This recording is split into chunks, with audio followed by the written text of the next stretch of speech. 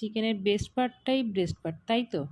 আমরা তো সেটাই জানি। তো চলো, ওয়েলকাম টু প্রীতিস কিচেন। চিকেনগুলো পাতলা পাতলা করে কেটে নিয়ে সেটা আদা রসুনের পেস্ট, চিলি অয়েল আর তোমার কাশ্মীরি লঙ্কারগুলো একটু গোলমরিচ লবণ দিয়ে ভালো করে ম্যারিনেট করে রেখে দেওয়া হলো। তারপর তেলে আস্তে আস্তে ফ্রাই করে নেওয়া, গোল্ডেন ব্রাউন হওয়া অবধি তোমার আস্তে আস্তে এপিট ওপিট করে ভালো করে ফ্রাই করে তুলে রাখলাম।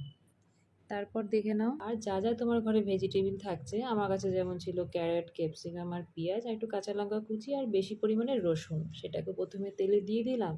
তারপর বাকি সবজিগুলো তুমি একটু সতে করে নাও, একটু লবণ দিলে একটু সফট হয়ে যাবে। তারপরে এটা একটু নেড়ে নিয়ে ভালো করে একটা সস বানিয়ে নাও।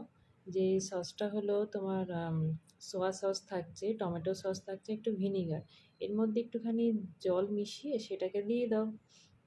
তো তারপর একটুখানি কষিয়ে নিয়ে এই চিকেন স্টিকগুলো যেটা ছিল সেগুলোও দিয়ে দিলাম। এবার ভালো করে মিশিয়ে নাও, ওপর থেকে একটু ধনেপাতাও গার্নিশ করে দাও। তাহলে আর কি, গরম গরম প্লেটিং করো, করে রাতের ডিনারটা জমিয়ে ফেলো।